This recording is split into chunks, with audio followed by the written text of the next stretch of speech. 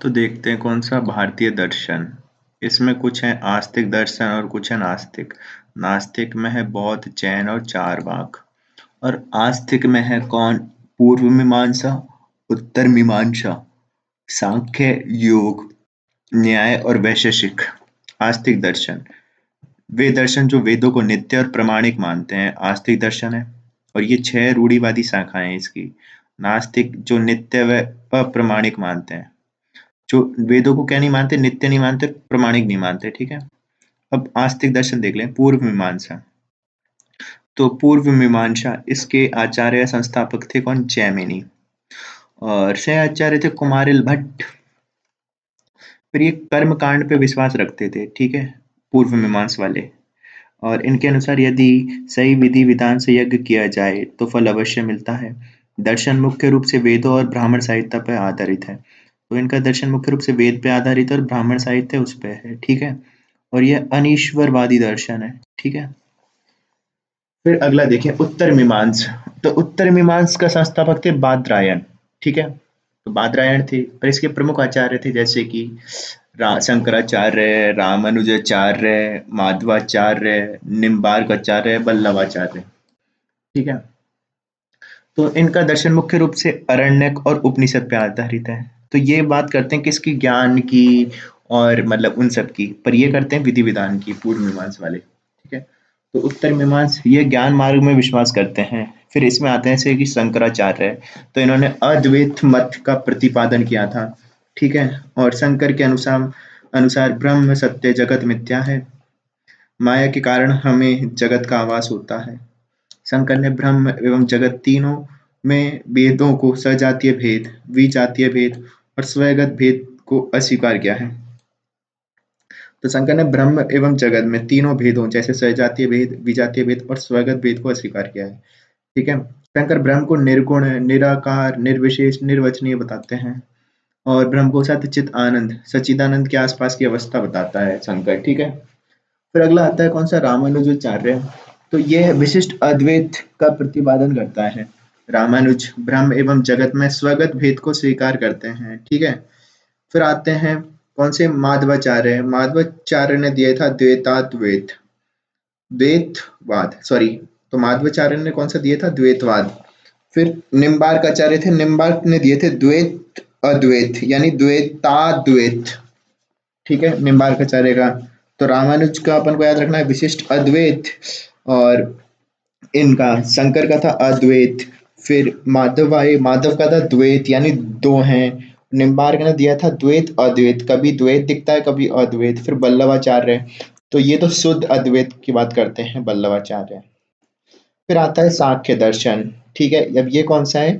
ये है अपने पुराने वाले, पूर्व मीमांसा वाले, ठीक है। तो सांख्य दर्शन इनके प्रवर्तक के कपिल मुनि, कोलायत बीकानेर में इनका आश्रम है। और ये द्वैतवादी दर्शन है। और ये कहता है पुरुष एवं प्रकृति मिलकर जगत का निर्माण करते हैं, ठीक है। यह विकासवादी दर्शन है, ठीक है। और सृष्टिवाद को नहीं मानते ये। यह अनीश्वरवादी दर्शन है। सांख्य का शाब्दिक अर्थ है सम्यक ज्ञान। और यह दर्शन योगवाद दर्शन का जुड़वा दर्शन है, ठीक है। तो योग दर्शन है उसका जुड़वा दर्शन है ये। फिर इसके आता है योग दर्शन, तो ये दिया था पतंजलि ने। और योग दर्शन का शाब्दिक अर्थ होता है जोड़ना। तो चित्त वृत्ति निरोध ही योग है इनके अनुसार, ठीक है। कि चित्त की जो भी वृत्ति है उनका निरोध करना ही योग है, यानी कि चित्त पे कंट्रोल करना। फिर गीता के अनुसार कर्म में कुशलता ही योग है। और गीता कहती है कर्म में कुशलता ही योग है। फिर चित्त वृत्ति निरोध हेतु पंतजलि अष्टांगिक मार्ग बताते हैं, या में नियम, आसन, प्राणायाम, प्रत्याहार, धारणा, ध्यान, समाधि, ठीक है। यह सांख्य दर्शन का जुड़वा रूप है। तो ऐसे आएगा सांख्य योग, सांख्य योग, फिर न्याय, वैशेषिक, ठीक है। फिर न्याय, न्याय किसका है? न्याय का प्रतिपादन करते हैं गौतम ऋषि।